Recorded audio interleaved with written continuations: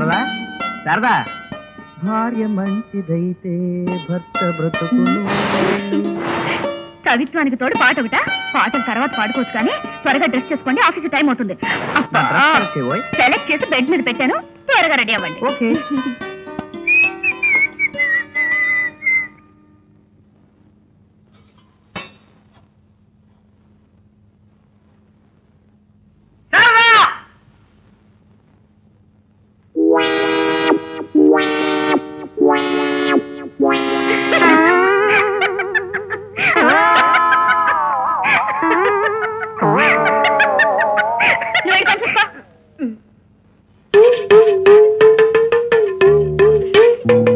నవ్వకు శారదా, ఆ లాంటి వాడిని తిట్టదంటే విన్నావా?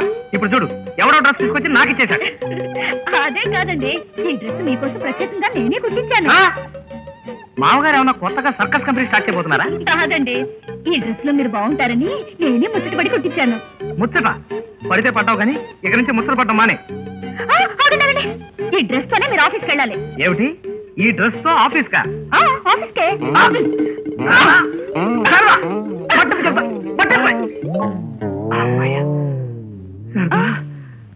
శారదా, డాక్టర్ దగ్గరికి వెళ్దాం పద. డాక్టర్ దగ్గరకా? ఎందుకు? పిచ్చి శారదా, నిన్నటి దాకా బాగానే ఉన్నావు, ఇవాళ నీకేదో అయ్యింది. షర్టు మీద చిన్న మరక పెడితే నేను భరించలేదు దానివి ఇలా మాట్లాడుతున్నావంటే తప్పకుండా ఇదేదో జబ్బే అయి ఉంటుంది. జబ్బు లేదు, గిబ్బు లేదు, కావాలని కుట్టించాను. పదండి. శారదా శారదా శారదా, ఇలా ఆఫీస్కి వెళ్తే ఇంకేమైనా ఉందా? వెళ్తే మన ఆఫీసు మన ఇష్టం. తలవంచండి. ఇప్పుడు వచ్చి నవమన్మధుల్లా ఉన్నారు. శారదా, రోడ్ లూడ్చే వాడికన్నా అన్యాయంగా తయారు చేసి రొమాంటిక్ హీరోలా ఉన్నాను సర్టిఫికేట్ ఇవ్వడం మరీ అన్యాయం. కాపురం 4 కాలాల పాటు సవ్యంగా ఉండాలంటే భర్త బయటికి వెళ్ళేటప్పుడు ఇలాంటి డ్రెస్ వేసుకోవాలి. ఈ డ్రెస్ తో నేను ఆఫీస్కి వెళ్ళను వెళ్ళను వెళ్ళను. అంతేనన్నమాట, నా మాటకు విలువ. అది కాదు శారదా, ఈ డ్రెస్ తో ఆఫీస్కి. పెళ్ళం మీద ప్రేమ కవిత్వం చెప్తే చాలదండి, నిజమైన ప్రేమ ఉంటే చెప్పిన మాట వినాలి. శారదా, బాధపడకు, నువ్వు బాధపడితే నేను చూడలేను. సర్లే, ఇలాగే వెళ్తాను ఇలాగే వెళ్తాను. నా మంచి శ్రీవారు. అదే, సాయంత్రం త్వరగా వచ్చేయండి. జనాలందరూ నన్ను రాళ్లతో కొట్టి చంపకుండా ఉంటే తప్పకుండా వస్తాను.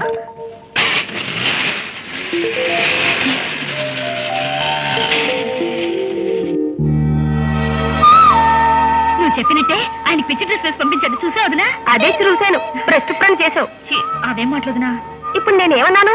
ఏదో ఒకట్లే, ఇక నుంచి ప్రతిరోజు అలాగే పంపించు. సరే రా.